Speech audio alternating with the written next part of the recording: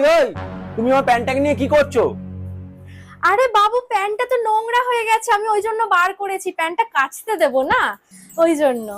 ও আচ্ছা আচ্ছা আচ্ছা, দেখো তো ওই প্যান্টের পকেটে কিছু টাকা ছিল। টাকা? তুমি প্যান্টের পকেটে 1 টাকাও রাখো? কঞ্জুস কোথাকার, আবার বলছো আমার প্যান্টের পকেটে টাকা আছে। ওই হ্যালো ম্যাডাম, ওই প্যান্টের পকেটে আমার 3000 টাকা ছিল, চুপচাপ দিয়ে দাও আমার টাকাটা। 3000 টাকা?